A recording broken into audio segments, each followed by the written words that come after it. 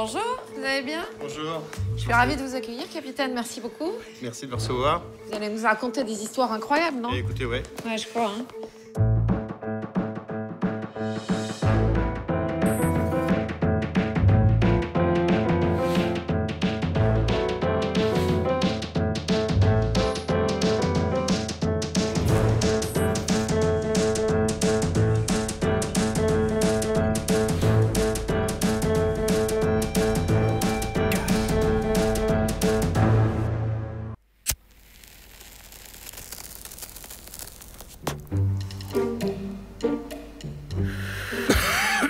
Oh là, mais...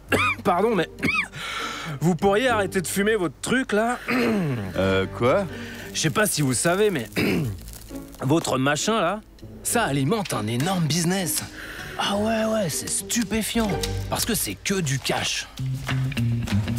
L'argent du cannabis, d'après vous, ils en font quoi, les trafiquants?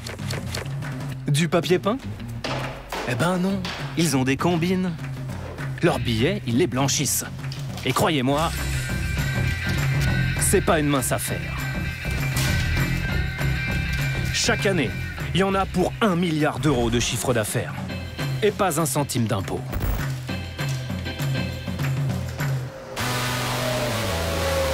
L'histoire commence dans la rue, T'as deux? Un 50, s'il te plaît. au pied des immeubles.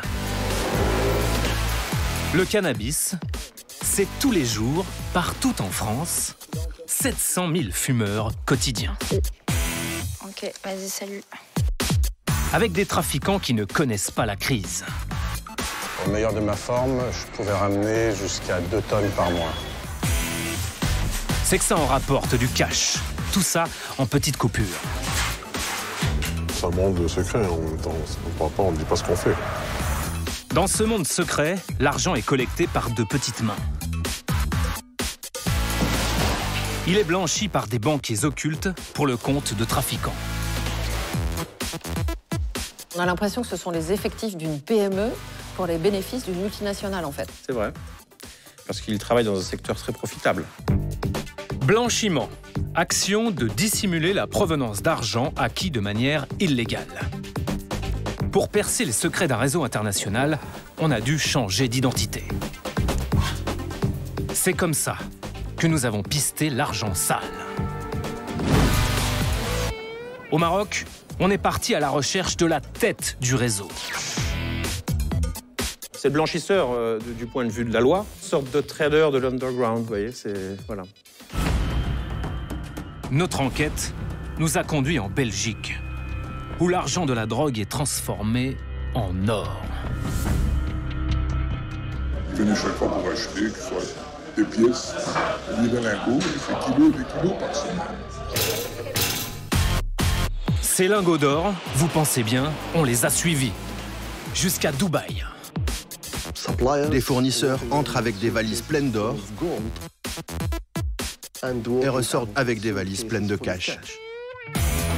Des centaines de millions d'euros en cash sont blanchis, réinvestis dans l'économie, notamment en France. Cet argent est réintroduit dans l'économie légale. Le but du jeu, c'est de pouvoir précisément l'utiliser. Pour que le système fonctionne, certains acteurs financiers auraient fermé les yeux. De mon point de vue, ce qu'a fait Ernst & Young est immoral, non professionnel et illégal.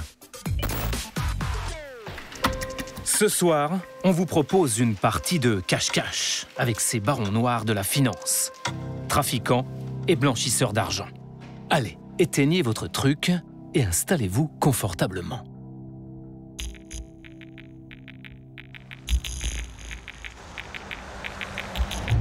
C'est l'une des petites mains du trafic de drogue dont vous n'avez jamais entendu parler. Pendant près de 2 ans, cet homme a récupéré des millions d'euros pour un réseau de blanchiment. Ce n'était ni un dealer, ni un revendeur, pas même un livreur. Son job à lui, c'était collecteur. Un jour, j'ai reçu un coup de fil de quelqu'un que je connais, un ami. Il a dit qu'il avait besoin de moi. Je dis ok, bon.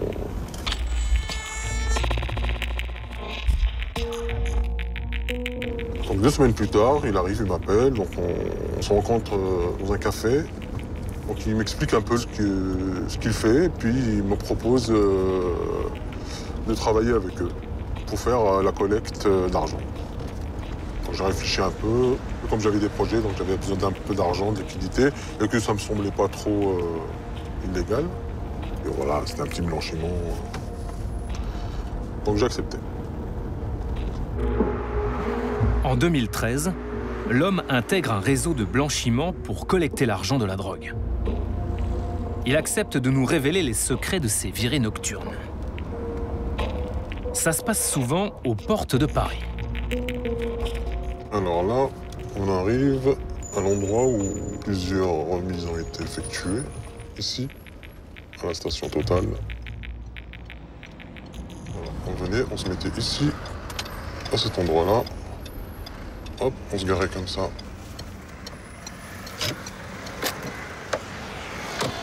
Ici, je viens chercher de l'argent, à cet endroit-là. C'est des gens que vous connaissez qui vous remettent de l'argent? Non, on ne connaît pas. On ne connaît pas, on ne sait pas qui c'est. C'est des gens qui nous appellent, on se donne rendez-vous, et puis on vient. Et bon, ici, on a eu beaucoup de remises, hein. C'est pour ça que je vous ai ramené ici. Donc, une fois, il arrive avec son sac. Et quel genre de sac? Un sac plastique, un sac qu'on peut trouver dans le commerce. Un sac plastique voilà. Aussi banal que ça? Là, par exemple, ce sac, il peut contenir 50 000 €. D'accord. Et donc, quand vous veniez chercher des grosses sommes, c'était dans quel genre de... Alors, c'était pareil, soit c'était des valises, ou des sacs sport, ou alors... Comme ça, en pleine rue? Voilà, en pleine rue. Mais vous, le genre de somme en moyenne que vous veniez chercher, c'était combien? C'était entre 150, et ça peut aller jusqu'à 500, 600 000 €. C'était 3 à 4 fois par semaine. C'est une collecte quasi industrielle. Voilà, si on peut dire ça comme ça. Oui. Ouais, voilà. D'accord. Un simple collecteur, des gros volumes de cash. Mais alors, combien a-t-il pu récolter? Selon lui, plus de 20 millions d'euros en petites coupures. Et il y a plus fort. L'homme dispose du véhicule idéal pour circuler et éviter tous les problèmes. Ah bah non, quand même pas. Trop voyant.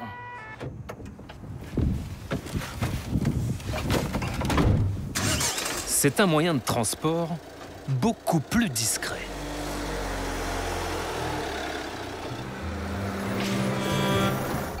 Et oui, une ambulance. Ah si, une vraie. Avec son gyrophare et sa sirène bitonale.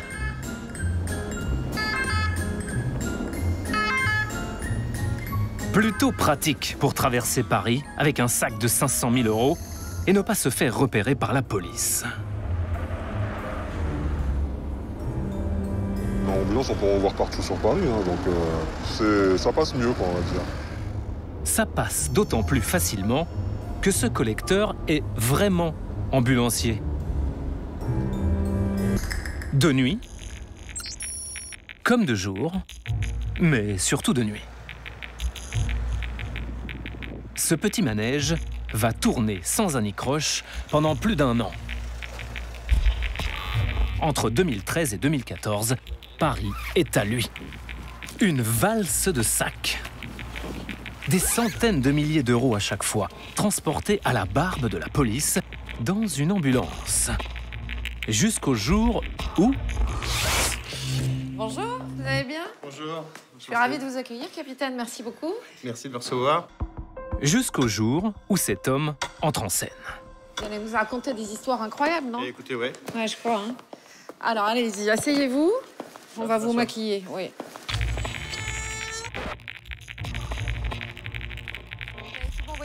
Oui, très bien. Voici Quentin Meug, capitaine de police. L'une des fines lames françaises de la lutte contre le crime organisé. C'est lui et son équipe qui ont fait tomber le réseau de blanchiment qui nous intéresse. Asseyez-vous ici. Le capitaine Meug s'exprime pour la première fois. Il nous raconte comment opéraient les collecteurs. Au tout début de la chaîne, il y a des clients qui vont payer à des dealers du cannabis en cash. Qui va prendre ce cash? Ce sont des collecteurs, c'est ça? Ce sont des collecteurs qui travaillent pour le compte d'un superviseur qui, lui, bien souvent, se trouve à l'étranger. Et les collecteurs, ils sont en France? Les collecteurs sont en France. C'est qui? Véritablement, il n'y a pas de profil. C'est-à-dire que dans ces dossiers, on a vu des gens qui venaient de la communauté indienne. Il y avait également beaucoup de jeunes Marocains. On a eu un jeune homme qui était un collecteur important, d'ailleurs, puisqu'il a collecté en moins d'un an plus de 121 millions d'euros en cash, qui, lui, était un étudiant. Un étudiant. Un étudiant, oui. Tout ce qu'on leur demande, en réalité, c'est d'être prudent et de transporter les fonds d'un point A à un point B. Ça ramène quand même beaucoup d'argent aux gens qui les dirigent, ces systèmes-là, ces réseaux. Et donc, dans ce cadre-là, la réputation est absolument essentielle. Une réputation impeccable. Un profil au-dessus de tout soupçon. Comme un ambulancier, en fait. En mettant sur écoute téléphonique les trafiquants, les enquêteurs vont réussir à l'identifier. Tu viens par où? La porte d'Italie, c'est bon? Pas de souci. Suis là dans un quart d'heure. À chaque collecte de cash, l'ambulancier utilise un langage codé pour communiquer avec son superviseur. Chef, t'as vu la voiture? Oui, je l'ai vue. Il y a combien en compteur?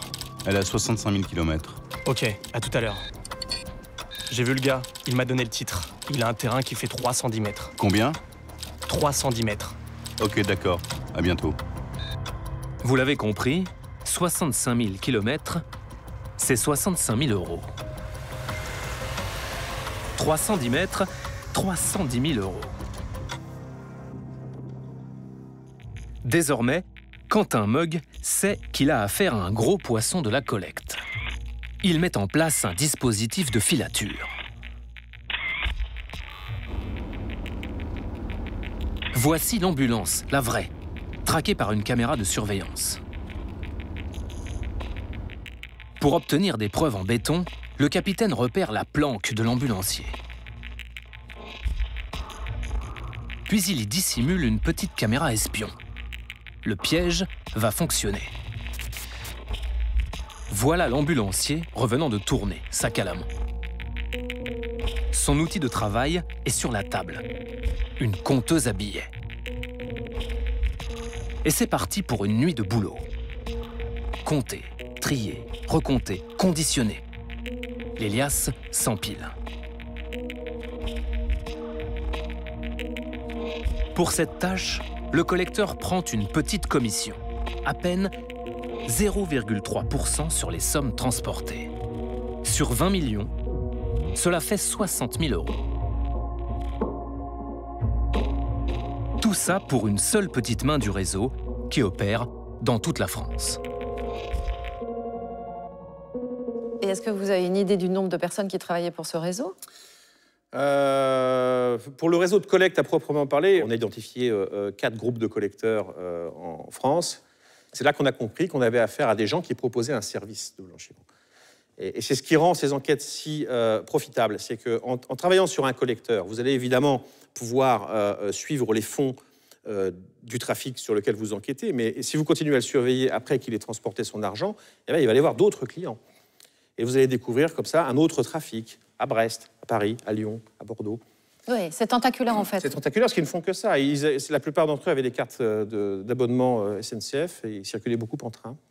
Donc ça veut dire qu'ils allaient collecter beaucoup d'argent ailleurs. Oui. Alors, est-ce qu'on connaît les montants d'argent récoltés uniquement avec ce réseau de trafic de cannabis? Est-ce que vous avez une idée précise là-dessus? C'est toute la problématique de ces réseaux. C'est qu'en réalité, évidemment, le trafic de stupéfiants se fait rarement par chèque ou carte bancaire. Oui.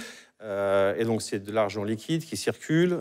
On a des documents qui permettent d'attester qu'environ 250 millions d'euros ont transité par leur main. 250 millions d'euros. Absolument. Donc, c'est des sommes qui sont très importantes. C'est une estimation basse. Et qui sont complètement masquées, qui sont souterraines. Et oui, car c'est du cash. Ah bah ça c'est sûr, c'est du liquide. Par dizaines, par centaines de millions. L'argent des trafiquants de drogue. Et là vous vous dites, à eux la belle vie, la flambe. Un peu, c'est vrai. Mais cet argent devient vite encombrant. Les sacs s'accumulent. Difficile de les stocker. Nous, on a essayé. Allez donc le déposer à la banque pour voir. Ça risque de mal se terminer. Alors, vous feriez comment, vous, pour vous débarrasser de dizaines de millions d'euros en cash? Seul un trafiquant de drogue pourrait nous le raconter. Justement, on en a retrouvé un, impliqué dans cette affaire. Mais c'est ce comédien qui va jouer son rôle parce que le trafiquant n'a pas voulu apparaître. Nous avons évidemment restitué son témoignage au mot près. Est-ce que vous pouvez nous dire combien de volume de cannabis vous rameniez en France? Au meilleur de ma forme, je pouvais ramener jusqu'à 2 tonnes par mois.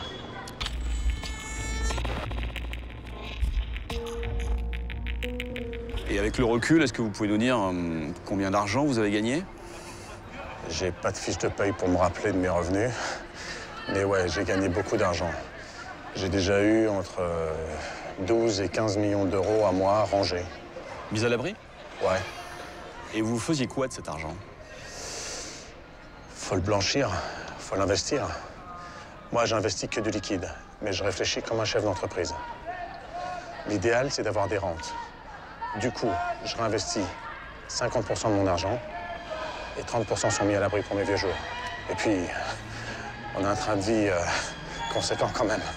Et vous investissez dans quoi? Souvent dans l'immobilier, c'est le plus simple. Au Maroc, en Algérie. Vous avez déjà blanchi de l'argent en France? Oui, j'ai investi dans des sociétés de transport ou dans la téléphonie qui avaient besoin de liquidité. Ces sociétés me rapportent aujourd'hui entre 15 et 20 000 euros par mois. Et pour le reste? Au Maroc, ça doit me rapporter autour des 70 000 euros. Et en Algérie, entre 30 et 40 000 euros par mois. Ce qui veut dire que vous avez des revenus à peu près de 100 000 euros par mois? Oui, c'est ça. Ça paie pour les coups durs, les absences, les longues années de prison. Plus de 100 000 euros en cash par mois qui échappent à l'impôt.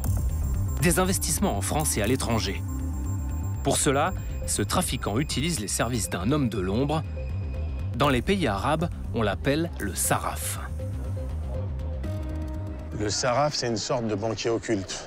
Grâce à ses collecteurs, il récupère l'argent en France et le redistribue au Maroc, en Espagne, où t'en as besoin. Si je veux 500 000 euros au Maroc, je donne 500 000 euros au sarraf à Paris, et en fonction du change, je peux récupérer l'équivalent au Maroc par un homme de confiance. C'est un système étonnant, non? C'est le même principe que le système bancaire, sauf que ça se fait par téléphone et à la confiance. Et cet argent, vous pouvez vous le faire livrer comme ça? Partout dans le monde. Moi, ça m'arrivait d'aller en vacances à Dubaï, aux États-Unis, partout. J'évitais de voyager avec, de passer les douanes avec des grosses sommes sur moi. J'appelais mon sarraf et lui me faisait remettre l'argent. Il faut donc lui faire confiance à 100% à ce garçon. Ouais, cette fille. Ces banquiers sont des gens de toutes les nationalités. J'ai eu affaire à des Chinois, à des Juifs, à des Indiens, à des Blacks. Franchement, c'est multiculturel. L'argent n'a pas de couleur et pas d'odeur. C'est l'équivalent d'une multinationale du blanchiment. Ce qui compte donc, c'est la confiance. La confiance, c'est le pognon. Tu donnes du liquide, on te rend du liquide. Des millions d'euros en liquide se déplacent ainsi sans jamais laisser de traces. À Cache, on en avait déjà entendu parler, mais on n'avait jamais essayé. Là, il y a quand même 2000 euros. Allez, on vous emmène au Maroc, au royaume des sarrafs, pour tester le système.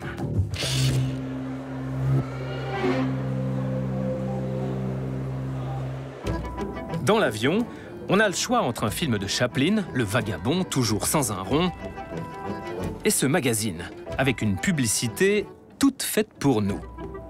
Payer et transférer instantanément de l'argent, c'est dans la poche. Ah, ça commence bien.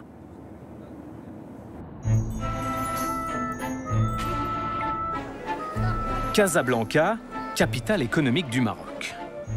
Avec son quartier d'affaires, rien que de l'officiel, et son souk, plus informel.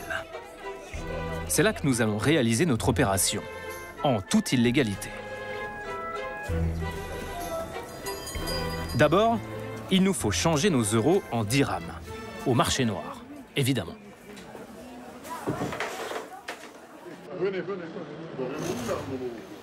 À partir de là, nous allons tourner discrètement.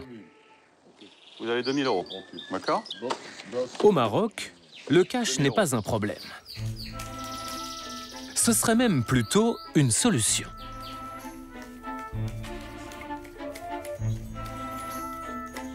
Tout le monde là, Tout le monde y change. Oui, tout le monde y change. Le bazar, tout le monde. Là, jusqu'à la fin. Tout le monde y change. D'accord. Avec 2000 €, nous obtenons 26 000 dirhams. C'est avec ce cash que nous allons passer à la phase 2 de l'opération. Faire remettre l'argent à Paris. Pour cela, nous avons trouvé un contact. C'est le monsieur avec la doudoune rouge. Officiellement vendeur de bibelots et de peintures.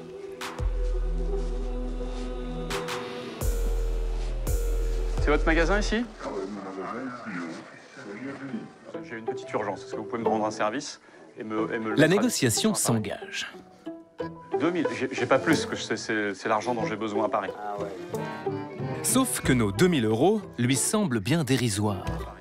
Ah ouais, c'est pas beaucoup, 2000 c'est pas beaucoup. Je sais, mais est-ce que vous pouvez me rendre un service et me le mettre à disposition à Paris? Ouais, d'accord, est-ce que vous... Attendez, d'accord. Ouais. Asseyez-vous. Ok. Du coup, il va falloir parlementer avec son patron. Le voici. Merci. J'ai besoin d'un petit service. Je sais que 2000, c'est pas beaucoup. Mais j'ai une petite urgence médicale pour quelqu'un de ma famille qui a besoin un peu de liquide. Et j'ai besoin de mettre à disposition 2000 € en France, rapidement. Paris. Paris. Voilà. C'est quoi les montants que vous faites d'habitude? 50 000, 25, 100 000. Même plus de 100 000? Plus que 100 000. Pas de problème. Un coup de téléphone, t'entends, se déplace, tiens, l'enveloppe, merci, on va voir. Alors, vous voulez 2000. 2000, ouais. 2000. Absolument. Vous direz le soir. Ce soir? Bien sûr, aujourd'hui. Bon, c'est ma sœur qui va récupérer Pas l'argent. de problème. Elle s'appelle Sophie. Son téléphone. 0660, vous direz le soir. C'est son numéro français. Bien sûr. Le patron appelle le Saraf et s'assure que le cash sera remis à Paris. Mais attention, pas question de parler d'argent au téléphone. On ne fait pas le montant par le téléphone de 2000 €. On fait deux tapis, 10 tapis, voilà, c'est ça. Un tapis, ça fait 1000 €. D'accord. 10 000 €, 10 tapis. Voilà. Là, il doit y avoir 10 000. Comptez. Bougez pas.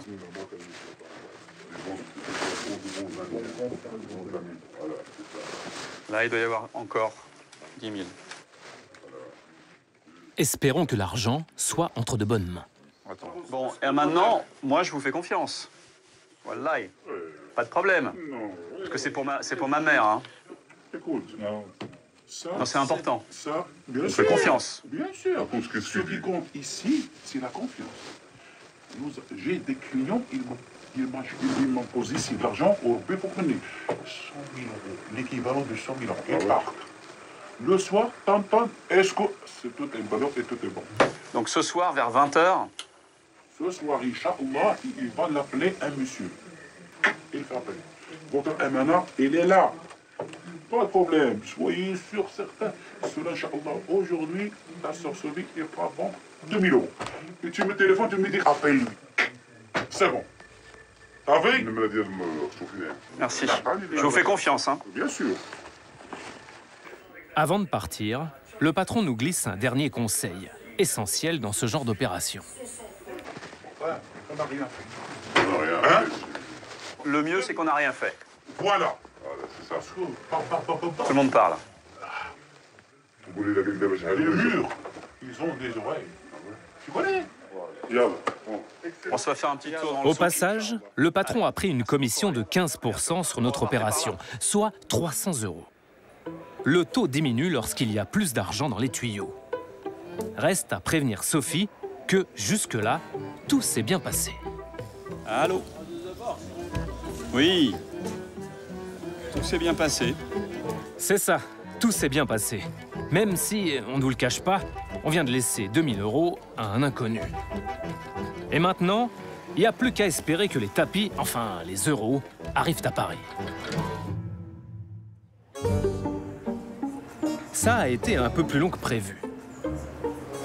Sophie a finalement rendez-vous en proche banlieue parisienne. Sophie, c'est son nom de couverture. Elle est journaliste à Cache. C'est là qu'elle doit récupérer nos 2 tapis. Son vrai prénom, en fait, c'est Manon. Allez Manon, on compte sur toi. Allô? Son contact est juste derrière elle. Bonjour. Tu vas bien? Ça va et toi? Ça va. Et bah, quelle efficacité? De quoi? C'est plus rapide qu'une banque? Vas-y, on va passer. Ouais, c'est juste je rends un service. Hein. Ouais, je sais. Voilà. Merci. C'est gentil. Parce que c'est un ami à moi. C'est la première fois que je fais ça, mais... Hein? Mais c'est vrai que c'est pratique. Ah, ça caille, hein? Ouais. Et en même temps, il y a un petit soleil. C'est agréable. Ouais. Viens, on va à la machine à laver, là. Oh non, le coup de la laverie dans une enquête sur le blanchiment. On voulait à tout prix l'éviter. Mais la réalité est plus forte que Cache. La livraison des tapis, des euros, c'est par ici. Alors, 2600. C'est ça. 1, 2, 3, 4, 5, 6, 7, 8, 9 et 10. Parfait. Merci beaucoup. Et voilà, c'est terminé. Enfin, pas pour Manon, qui veut vérifier si ça marche aussi dans l'autre sens, entre la France et le Maroc. Si je veux faire des transferts 10 000 par semaine, par exemple, ça peut se faire, ça? Oui. Ouais. C'est parce que c'est pas une grande somme, hein. C'est 10 000 Ouais. euros, 2 000 euros, tu peux, hein. Ok, bon, bah ça marche. Bah, on s'appelle? Ok, d'accord, il n'y a pas de souci. De la France au Maroc, du Maroc à la France. L'argent circule ainsi sans se déplacer. Il est au cœur d'un système financier clandestin baptisé Hawala.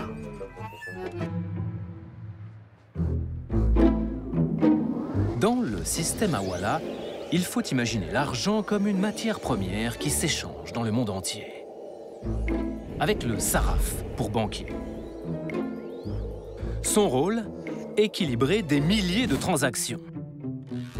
Dans notre exemple, entre Nicolas et Manon, le saraf fait livrer 2000 euros du Maroc vers la France.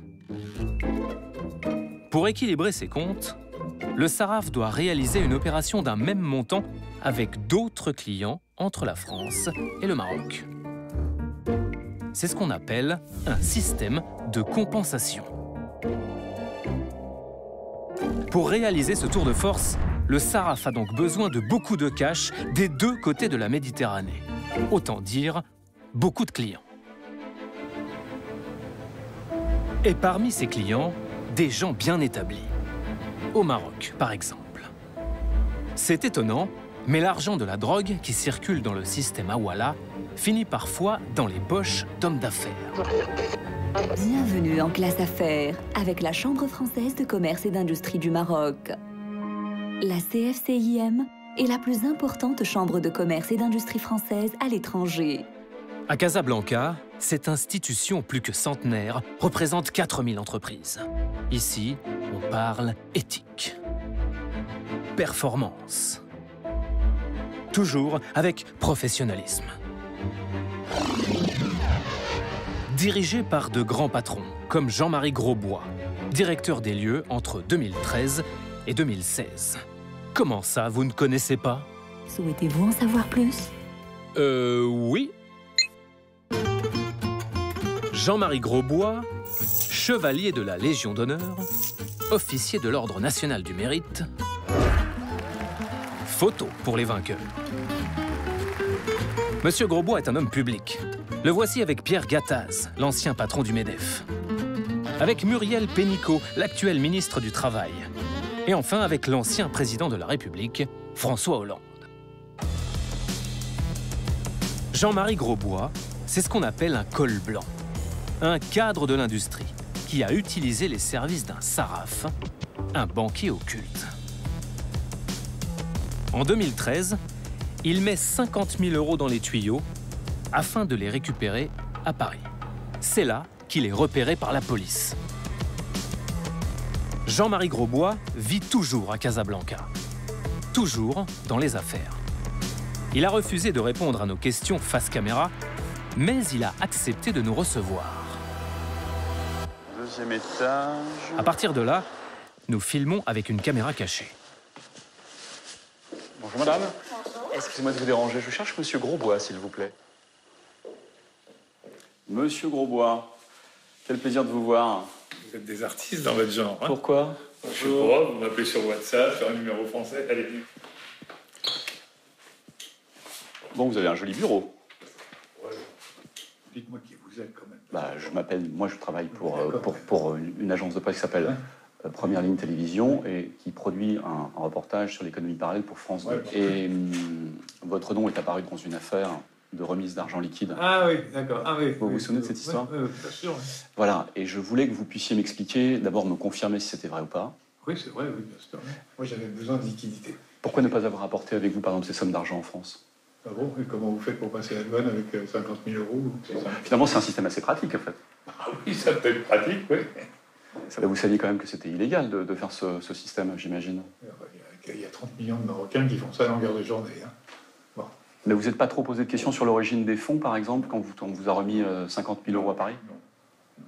En tous les cas, moi, on m'a filé des billets de 50 €. Donc, voilà. Le problème, c'est que si moi j'ai un peu regardé l'affaire, c'est que l'argent qu'on vous a remis à Paris était de l'argent de la drogue, du trafic de drogue.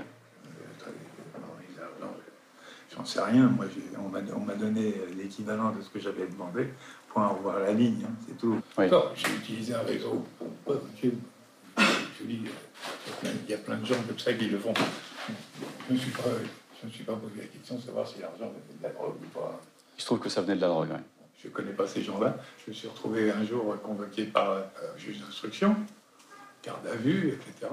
Ah, bon, bah, vous savez, le ciel me tombe sur la tête. Vous regrettez aujourd'hui l'utilisation de ce réseau? Non, je ne regrette rien. À partir du moment où je l'ai fait, je l'assume. Je n'ai pas commencé à me dire, une mort de doigt, je regrette. À mon âge, à 70 ans, que je commençais à regretter les choses, hein, parce que sinon... Vous avez été condamné, vous avez eu une amende, je crois. Vous pouvez me dire de quelle amende? Je suis en appel. Ah, vous avez fait appel. Monsieur Grosbois a effectivement fait appel. Il conteste sa condamnation pour blanchiment assortie d'une amende de 50 000 €. Dans l'attente d'un jugement définitif, il bénéficie de la présomption d'innocence. En tout cas, vous tenez la forme. Je vous remercie de nous avoir reçus, monsieur Grosbois. Et on ne vous dérange pas plus longtemps.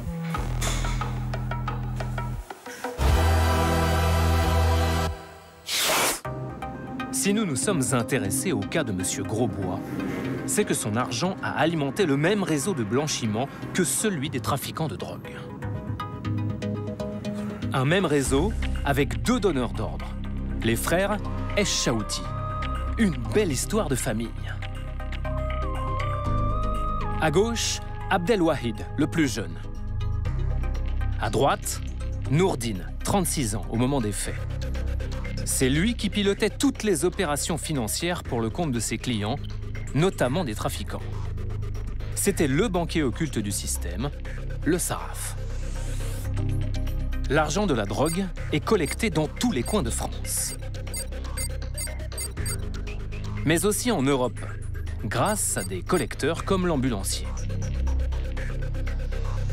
L'argent récupéré est alors centralisé en banlieue parisienne par un intermédiaire. Cet intermédiaire, comme tous les acteurs du réseau, répond aux ordres des frères Echaouti. Cible de l'enquête du capitaine Mug. Est-ce que vous pouvez nous faire le portrait des frères Echaouti? Oui, ce sont deux jeunes Marocains. Alors Quel âge? À l'époque, il y avait la trentaine, un peu plus de 30 ans. C'était intéressant parce que l'un des deux, Noureddine, qui supervisait vraiment l'ensemble, était lui à Casablanca. C'est le blanchisseur du point de vue de la loi. C'est le compensateur du point de vue des voyous, le changeur, quoi, qui va s'occuper de transformer des euros en dirhams. On a du mal, nous, à imaginer qui sont ces hommes. Non, ce serait plutôt une sorte de trader de l'underground, vous voyez, c'est... Voilà. Des banquiers occultes ou... En fait, il faut bien comprendre que ce sont des gens qui ne se vivent pas vraiment comme des acteurs de la criminalité. Ils participent d'un système de transfert de fonds séculaire qui va accepter de l'argent d'ailleurs de tous horizons. Ils n'ont pas de prédilection particulière pour l'argent de la drogue. Ils ont un attrait, ça c'est sûr, pour les commissions. Leur problématique à eux, c'est de pouvoir prendre des commissions le plus possible, au plus de monde possible, de manière à en vivre, quoi. Les frères Echaouti ont été condamnés par la justice française à 10 ans de détention en 2017. Donc, bien sûr, on imagine qu'ils sont en prison. Non, ils ne sont pas en prison, puisqu'ils vivent au Maroc, qu'ils sont marocains. Et pour l'instant, on n'a pas encore réussi à mettre la main dessus. D'accord. Donc, ils échappent à l'impôt et à la prison. Pour l'instant, oui, mais on ne sait pas de quoi demain sera fait. C'est-à-dire c'est-à-dire que quand l'occasion se présentera, il y a des mandats d'arrêt internationaux qui sont lancés. On espère pouvoir mettre la main dessus un jour ou l'autre. Mais le Maroc n'extrade pas ses ressortissants. Non. Donc ça veut dire que ça bloque pour l'instant ici. Et voilà. Ainsi, l'homme au jogging rouge, condamné par contumace pour blanchiment aggravé et association de malfaiteurs, est toujours dans la nature. Ah, si seulement la police française avait eu le droit de faire son boulot au Maroc. Elle aurait pu le localiser en une matinée. À Casablanca, Nourdine Echaouti est un chef d'entreprise tout à fait respectable. Il est 10 heures. Le capitaine Mug serait sûrement venu dans ce quartier d'affaires. Il aurait vu cette boîte aux lettres. C'est l'une des sociétés de Nourdine Echaouti. De toute façon, ici, tout l'immeuble lui appartient. Vers midi, il aurait sûrement poussé la porte du groupe Bagdadi, une entreprise de promotion immobilière. Bonjour madame. Bonjour. Bonjour madame, excusez-moi de vous déranger. Je suis venu prendre contact avec monsieur Chaouti et voir s'il était possible de prendre contact. D'accord. Elles le connaissent parfaitement. C'est l'un des associés du groupe Bagdadi. Vous faites suivre mon numéro de téléphone? Bien sûr, c'est noté. Merci. Au revoir madame. En clair, dès 13 h, le capitaine de police aurait retrouvé sa trace, comme nous. Allô? Allô? Oui, bonjour. Oui, bonjour. C'est Nourdine Chaouti à l'appareil. Ah, Nourdine Chaouti. Bonjour, monsieur. Oui, bonjour, ça va? Oui, et vous, ça va? Ça va, alhamdoulilah.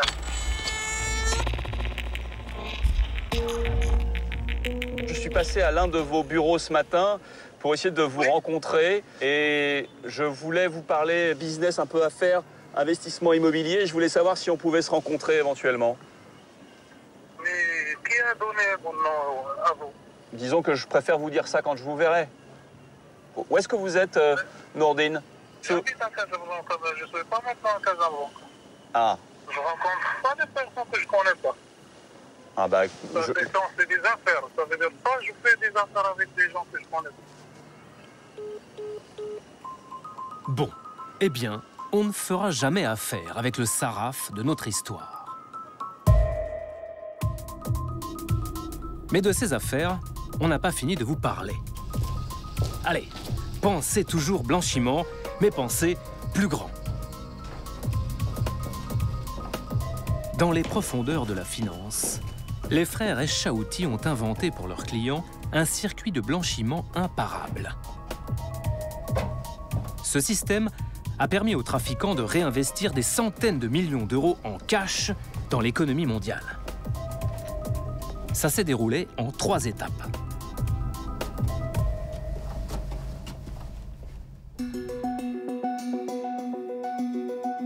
Première étape, l'argent de la drogue est métamorphosé en or, en pièces et en lingots. L'or, objet de toutes les convoitises, facilement négociable, facilement transportable. L'opération s'est passée en Belgique. Vous allez voir, c'est très malin. Et le capitaine Mug a tout de suite compris la manip. L'or présente un intérêt quand même quand on est blanchisseur, c'est que le volume d'un smartphone à peu près, ça correspond à 1 kilo d'or. 1 kilo d'or à l'époque, c'était 40 000 €. C'est pratique pour le transport. Mais alors comment Nourdine Echaouti s'y est-il pris? Son collecteur en chef avait trouvé un associé qui s'appelait Georges Bleutner et cette personne proposait un ensemble de services et notamment mettait à disposition d'importantes quantités d'or. Georges Bleutner, Pour les frères Eschaouti, c'est le partenaire idéal. Il accepte à bras ouverts toutes les opérations en cash. Georges Bleutner est négociant en or. Il habite à Anvers, en Belgique. Il a refusé notre demande d'interview. Mais vous nous connaissez, on adore le contact. Là, à côté de la baraque à frites, c'est Georges. Et devant Georges, c'est nous, déguisés en investisseurs. Avec Georges, on ne s'est jamais vu. Et pourtant, nous voilà partis comme de bons vieux copains. On va où, Georges? Tout droit. Une balade à Anvers avec Georges, filmée en toute discrétion, ça vaut tout l'or du monde. Ici, il y en a partout. De l'or, des bijoux. Et des lingots, surtout. Même en vitrine. Du diamant, forcément, c'est le quartier. Et sur le coup de midi, on s'est arrêté là, manger italien. Moi, c'est pour lasagne et légumes.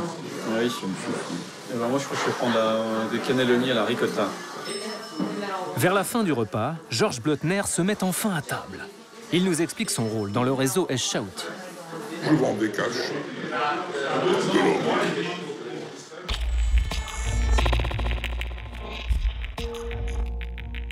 Je travaillais avec des gens de France que je connaissais depuis des années, qui étaient très convenables. Ils venaient chaque fois pour acheter, que ce soit des pièces, des lingots. Et puis à un moment donné, il a commencé à monter le volume. Et les volumes, c'était quel genre de volume? Ah, c'était toujours des centaines. Hein. De ce temps-là, c'était des kilos et des kilos par semaine. Il ne faut pas oublier que dans les années 2012, 2013, même 2011, l'or a fort augmenté. Donc il y avait un énorme volume d'or, de transactions d'or, énormément. Et c'est là où vous faisiez les transactions en cash? Ouais. Des dizaines de kilos par semaine avec un client, c'est beaucoup.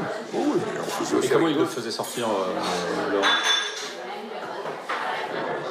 Quelquefois, il allait directement sur l'aéroport avec l'or, avec la facture. Ah, vous lui faisiez une facture? Oui, il y avait beaucoup de marchands, beaucoup d'affaires qui faisaient avec facture. Des factures pour blanchir des millions d'euros. Oui, mais un jour, Georges a été condamné à 3 ans de prison pour blanchiment, association de malfaiteurs, faux et usage de faux. Et malheureusement, j'ai été attrapé en vérité. J'ai pas fait trop attention parce que je faisais toutes sortes d'affaires. Vous avez été jugé ici en Belgique? Oui, ici, jugé ici. J'ai eu mon procès, j'ai eu l'amende à payer. Je peux vous demander quel genre d'amende vous deviez payer? Ah, c'est quelques millions, donc c'est... Moi, je vous en dis. Non, Georges, c'est moi. N'insistez pas, Georges, vraiment. S'il vous plaît, la facture. Merci. Quant aux factures de Georges Bleutner, les voici. Celles utilisées par le réseau des frères Eschaouti. Une belle couverture pour faire voyager l'or. Avec toutes les apparences de la légalité, elles sont émises par Jacques Ognoux, sa société, et adressées notamment à Hafti Trading, une fausse bijouterie. Tiens, basée à Dubaï. Et ça y va, hein? Là, il y en a pour 95 400 €. Que des lingots. Là, pour 150 500 €. Entre 2012 et 2014, ça se passe ainsi plusieurs fois par semaine. Des dizaines, voire des centaines de kilos d'or achetés. Transformés en or, les millions des frères Eschaouti peuvent désormais voyager. Voyager en toute tranquillité, grâce aux factures de Georges Bleutner. À l'aéroport, l'or est pris en charge par de petites mains. En voici une, photographiée à son insu par la police. Allez hop! Les lingots embarquent pour leur destination finale, là où un soleil d'or brille même dans la nuit. Dubaï.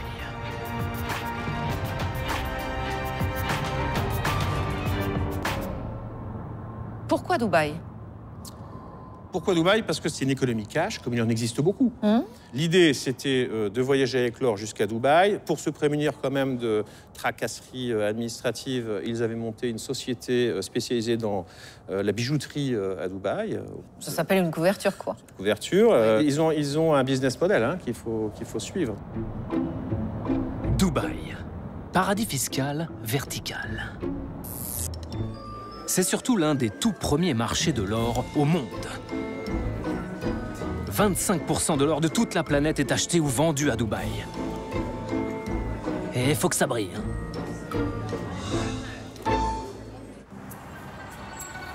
C'est pour cela que les frères Echaouti ont choisi cette destination.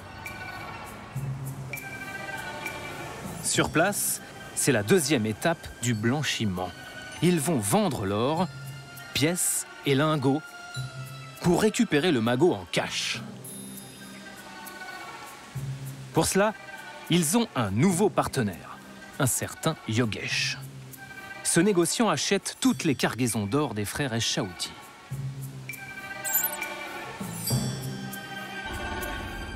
Ce Yogesh n'a jamais été inquiété, ni même interrogé par la police, à Dubaï comme en France. En 2014, les équipes du capitaine Mug écoutent pourtant ces conversations et surveillent à distance les livraisons d'or. Bonjour. Quel est le prix de l'or? 35 300 €. Ok. 9 kilos confirmés. Pas de problème. Comment ça va, Yogesh? Très bien. Il y a Adam qui va t'appeler. Il te donnera 700 pièces. Ok. Pour approcher Yogesh, il a fallu être discret et changer une nouvelle fois d'identité. Nous allons donc nous faire passer pour un vendeur d'or. Nous tournons avec une caméra cachée. Hi. Bonjour, Nice to meet you. enchanté. How are you? I'm fine, how are you? I'm fine, not bad. À Dubaï, Yogesh est encore aujourd'hui un gros acheteur d'or. Je travaille dans l'or depuis longtemps. Ma famille est dans ce secteur depuis 50 ans.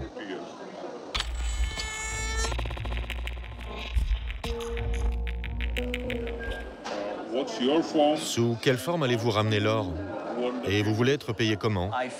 Je crois que l'or peut arriver sous différentes formes, mais j'ai principalement des lingots d'1 kilo.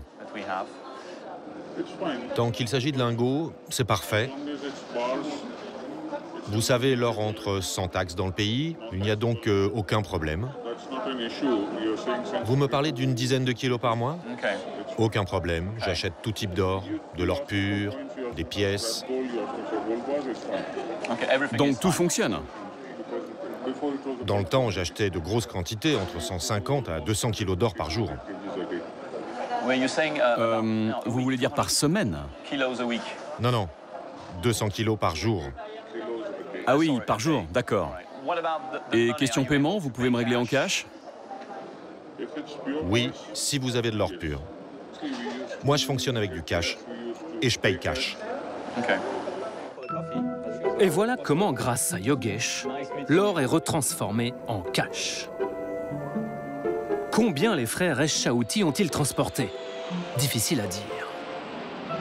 La police française n'a pu documenter que 218 kilos d'or, livrés à Dubaï par avion, soit tout de même 7 millions d'euros.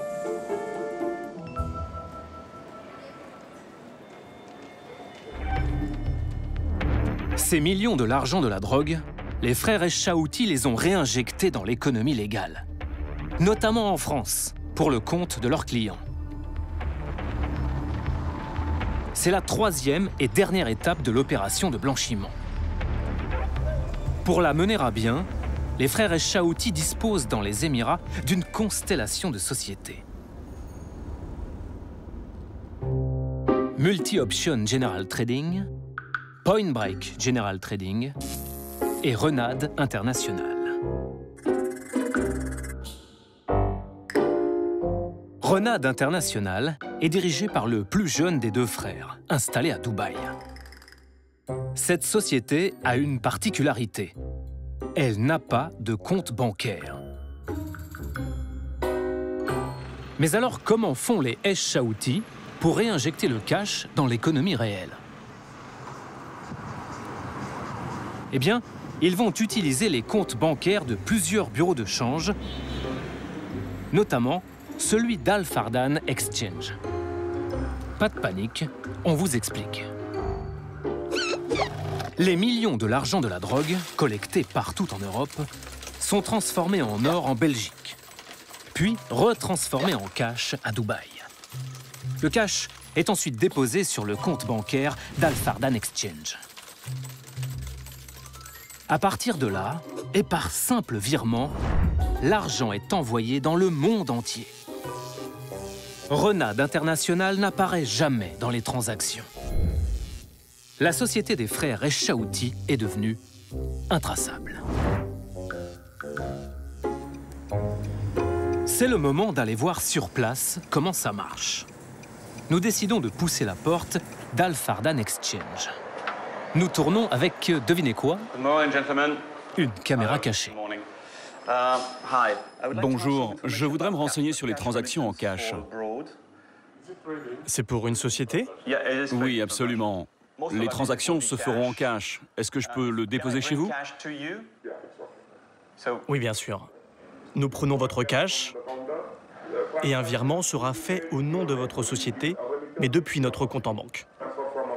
Y a-t-il un plafond?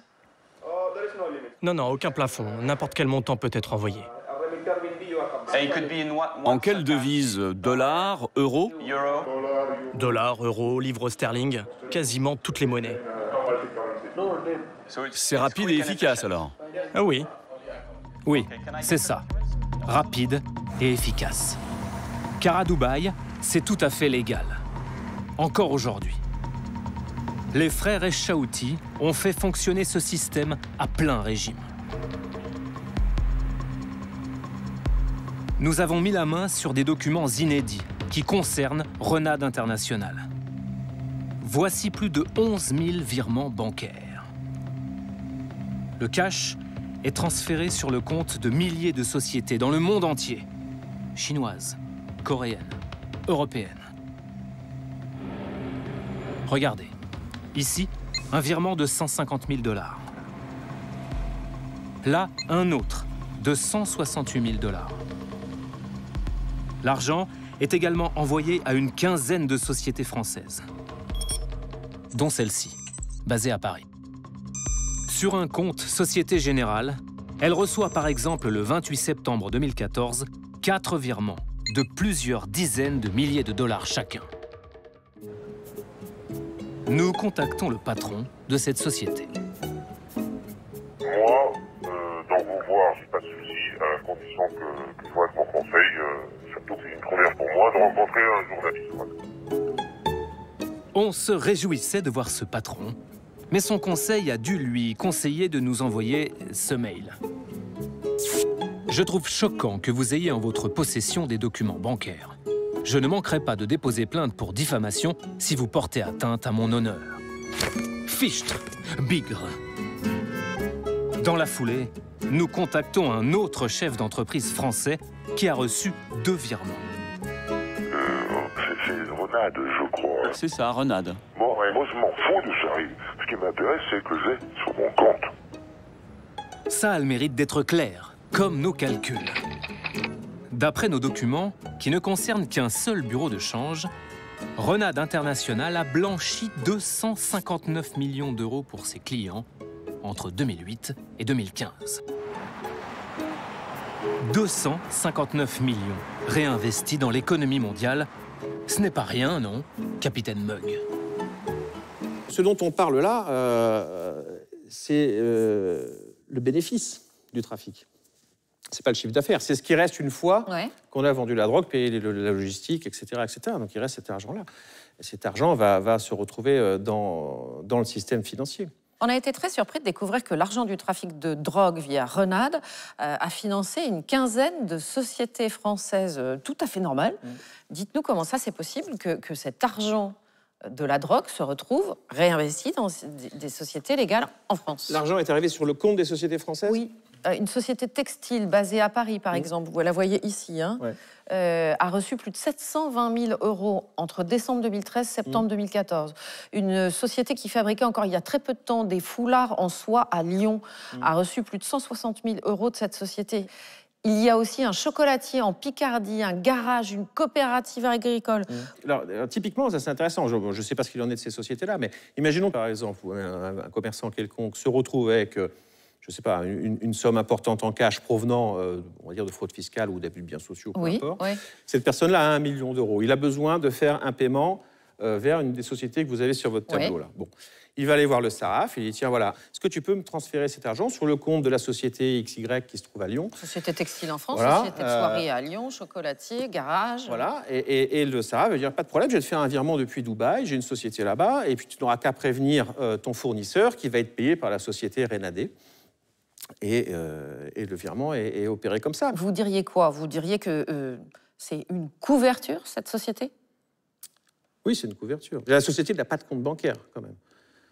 C'est-à-dire que c'est assez intelligent, parce que si vous êtes enquêteur financier et que vous voyez arriver, par exemple, un virement, ce virement ne sera pas au nom de Renadé International. Il sera au nom, évidemment, de l'agent de change. Donc, ça veut bien dire que Renad est un énorme tuyau de blanchiment. Absolument, il n'y a pas de et débat qui va là-dessus. ensuite irriguer, non mais ce qui nous étonne, qui va ensuite irriguer l'économie réelle en France aussi. Oui, c'est toute la problématique. Et ça, on se dit que c'est aussi un des axes de la mondialisation, mais qu'on ne voit pas du tout. C'est vrai, oui.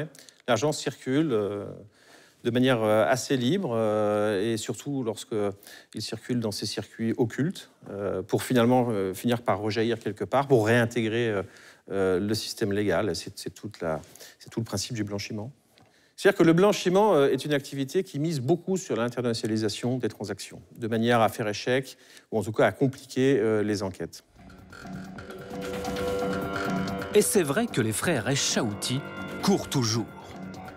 Pas inquiétés au Maroc, jamais poursuivis à Dubaï, l'investigation du capitaine Mug s'est arrêtée là. Alors, nous avons décidé de poursuivre l'enquête sur la piste des mêmes sarrafs marocains.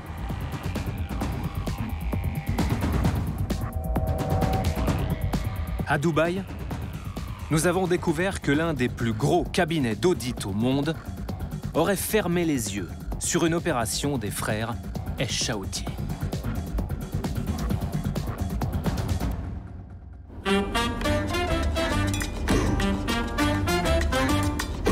Pour vous raconter la suite de notre histoire, on s'est payé un petit tour à la campagne.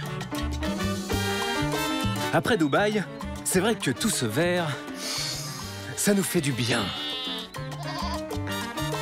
Nous voici dans les Midlands, au beau milieu de l'Angleterre. C'est reposant, non? Vous ne trouvez pas? Enfin, pas pour tout le monde. Nous avons rendez-vous avec un spécialiste du marché de l'or. Depuis 2013, il est en guerre avec son ancien employeur. Il a même dû fuir précipitamment Dubaï. Il faut dire que son ex-employeur n'est pas n'importe qui. Un géant mondial de la finance et de l'audit, Ernst & Young, EY en English. Un mastodonte de 35 milliards de dollars de chiffre d'affaires, implanté dans 150 pays. Et donc, à Dubaï. Mais revenons à nos... En 2013, Amjad Rian est donc installé à Dubaï. Il réalise des audits pour Ernst & Young. Au mois de février, Ernst & Young est missionné par la société Calotti pour réaliser un audit industriel. À Dubaï, Calotti est une institution. C'est le plus gros raffineur d'or de l'Émirat. Calotti détient 50 à 55% du marché à Dubaï.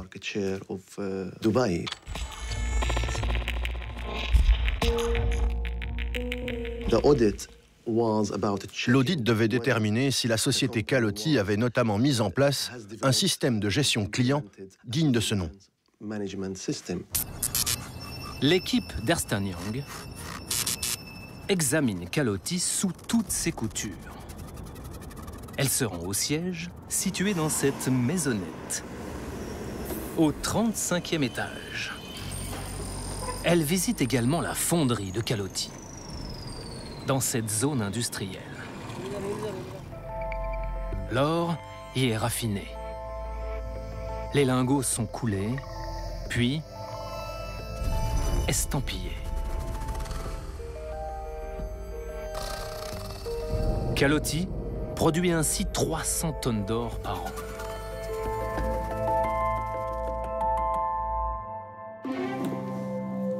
Mais l'équipe d'auditeurs d'Amjad Rian veut en savoir plus sur ses fournisseurs.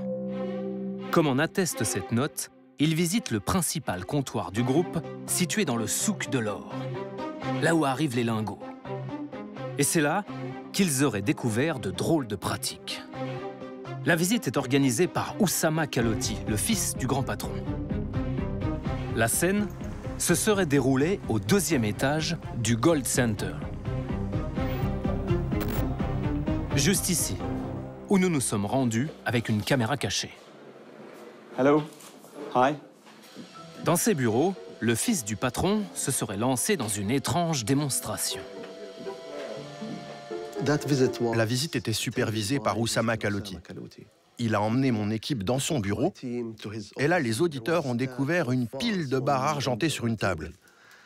Monsieur Calotti en a saisi une et l'a montrée à mon équipe en disant « D'après vous, de quoi s'agit-il » Mes collègues ont répondu « De l'argent », parce que ça ressemblait à de l'argent. Oussama Calotti s'est mis à rire. Il a pris un morceau de métal, a gratté l'une des barres en enlevant une fine couche d'argent, et cette barre, c'était bien de l'or. Pour un auditeur, c'est choquant. Est-ce que c'est mal? C'est de la fraude. Une fraude dans la chaîne d'approvisionnement. Et leur réponse a été « C'est comme ça qu'on fait des affaires avec les Marocains. Ils maquillent l'or en lingots d'argent et les exportent de cette manière. »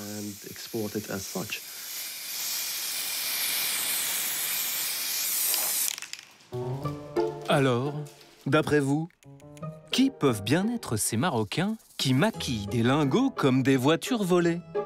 Voyons, des Marocains qui blanchissent à Dubaï?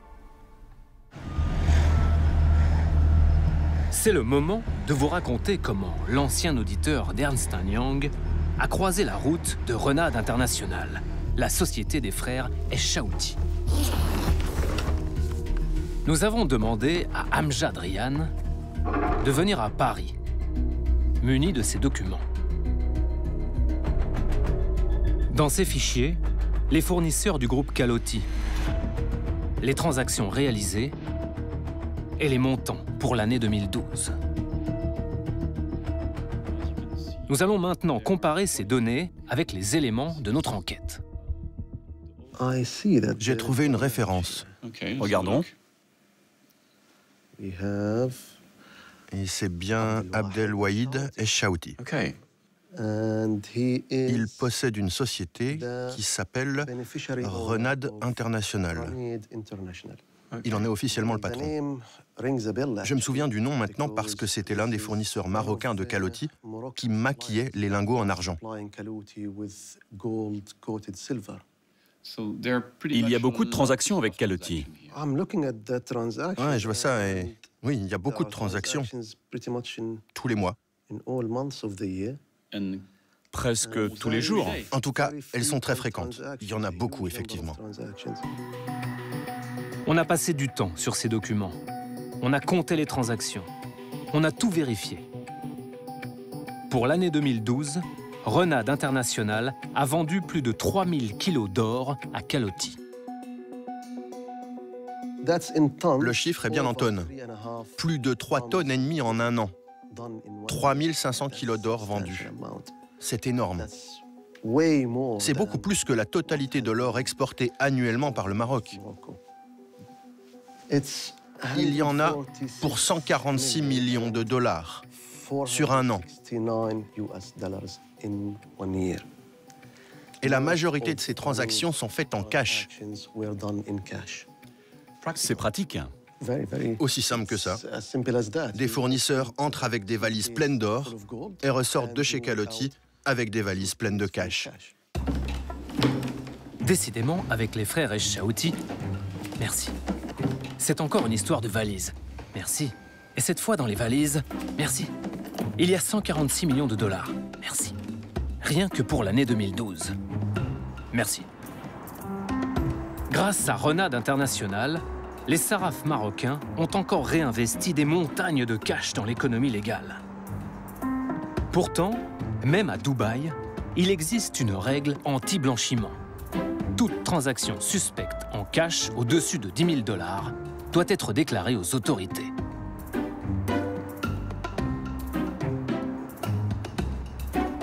Bah alors, il s'est passé quoi avec Calotti? Comme journaliste, on n'a pas eu de réponse à cette question. Ok, thanks. Bye bye. Pour rencontrer un responsable de Calotti, il a fallu à nouveau enfiler notre plus beau costume de vendeur d'or. Et là, nous aussi, nous avons obtenu un rendez-vous dans la maisonnette au 35e étage. Hello, good morning. Nous sommes reçus par l'un des patrons du groupe. En polo d'été, le monsieur pèse 10 milliards de dollars de chiffre d'affaires. À l'écouter, le cash, il ne connaît pas. Mais l'or, il adore. Seriez-vous intéressé par de l'or qui vient d'Afrique? Ça dépend de quel pays. Le Maroc? Le Maroc n'est pas un problème, si vous avez tous les documents d'exportation.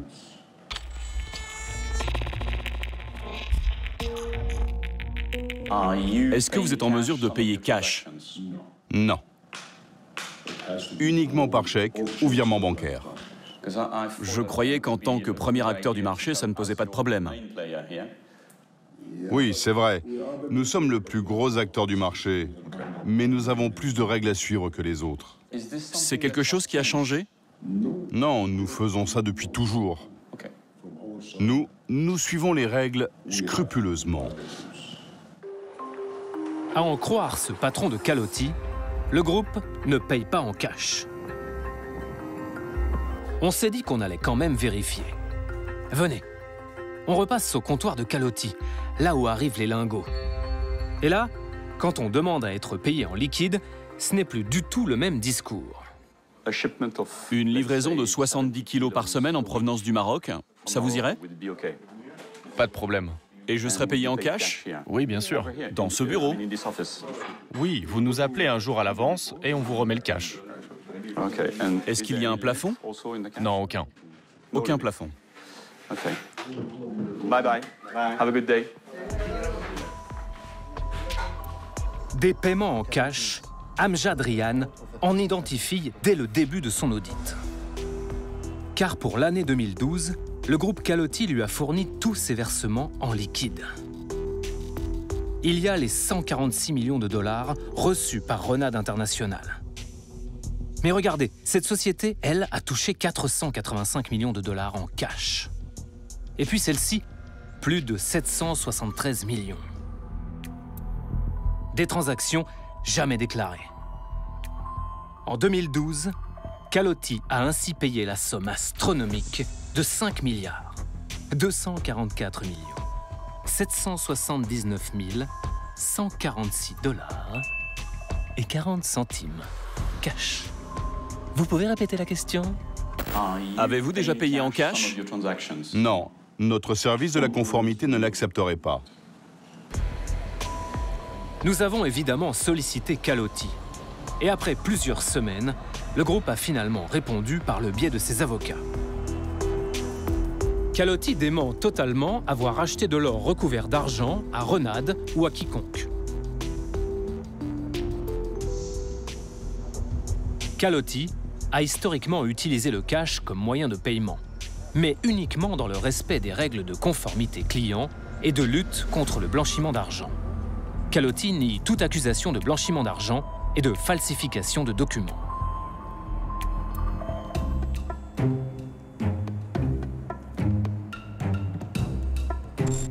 Quand l'auditeur d'Ernst & Young découvrit les transactions en cash de Calotti, quand il identifia les fournisseurs d'or marocains, que croyez-vous qu'il fit? Juste son travail. Il rédige alors ce rapport. détaille tout ce qu'il considère comme des irrégularités. Il parle de fournisseurs à haut risque, de falsification de documents et de risque d'évasion fiscale. Puis, il envoie tout à sa direction. Dans ce document, nous décrivons les résultats de notre audit de manière équitable. Notre évaluation fut violation de tous les protocoles, zéro tolérance. Et qu'est-ce que ça veut dire? Pour un groupe, c'est la pire des évaluations. Du coup, Ernst & Young a tout de suite pris la décision d'aider Calotti à dissimuler cette évaluation. Ernst & Young va ensuite édulcorer l'audit et falsifier les résultats. Ça, c'est la version d'Amjad Rian. Alors, on a passé au crible les différentes versions du rapport. Ernst & Young aurait bien supprimé plusieurs passages qui mettaient en cause Calotti. Ernst & Young a enlevé le mot Maroc. Ils ont enlevé l'expression « lingot recouvert d'argent ».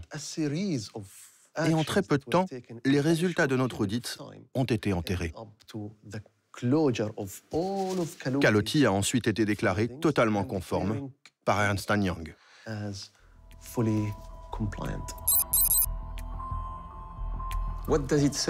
Comment analysez-vous la réaction d'Ernst & Young? Le groupe connaissait les faits et les résultats de notre audit. Tout est dans mon rapport. On les a plusieurs fois alertés.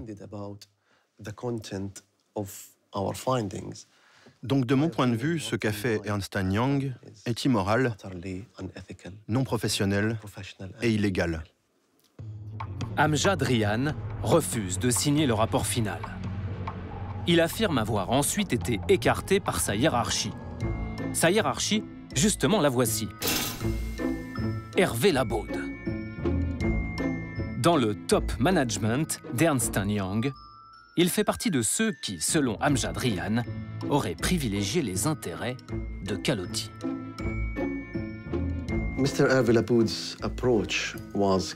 L'approche d'Hervé Labaude était claire. Il s'agissait d'aider le client et d'enterrer les résultats de l'audit. Mais laissez-moi vous faire écouter une conversation que j'ai eue avec Hervé Labaude.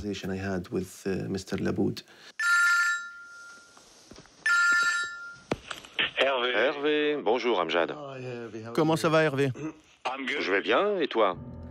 En septembre 2013, Amjad Rian tente une dernière fois de faire valoir sa vérité. Selon moi, le rapport a été complètement édulcoré. Vraiment. Sur le cash, c'était pas transparent. Sur le Maroc, la façon dont vous l'avez réécrit, ce n'est pas transparent non plus. Amjad, les choses sont en train de rentrer dans l'ordre. Nous avons apaisé la relation avec Calotti. Et je suis très à l'aise avec la manière dont le problème a été géré. Nous accomplissons notre devoir et respectons l'engagement qui nous lie par contrat. En fait, je ne faisais que mon travail en qualité d'associé de l'entreprise. En refusant de signer, tu n'as pas fait ton devoir, Amjad. Après cette conversation téléphonique, Amjad Rian a fini par démissionner d'Ernst & Young. Il a porté plainte contre son ancien employeur devant la justice britannique. Le procès devrait se tenir courant 2020. Selon nos informations, le Français Hervé Labaude est parti à la retraite et a quitté Londres. Nous tentons de le joindre sur son portable. Allô? Oui, bonjour monsieur, vous êtes Hervé Labaude? Yes, vous êtes Hervé Labaude? Hello? Vous n'êtes pas Hervé Labaude? Hello? Yes, I'm calling from France. Are you Hervé Labaude? Hervé Labaude nous raccroche au nez. Eh oui, Élise, c'était pourtant le bon numéro. Nous avons également sollicité Ernst & Young, qui refuse toute interview, mais nous a envoyé ce courriel. Monsieur Rian a soulevé certaines allégations infondées dans une plainte que nous contestons vigoureusement.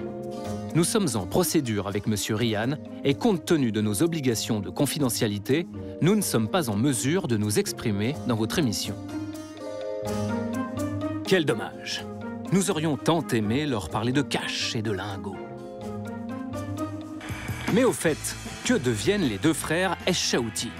Aux dernières nouvelles, ils sont toujours entre le Maroc et Dubaï et mènent des vies d'hommes d'affaires respectables. Nul doute que ces banquiers occultes n'ont pas de problème de fin de mois. Les Nations Unies estiment à 1600 milliards de dollars le montant de l'argent blanchi chaque année dans le monde. De quoi transporter encore beaucoup de valises.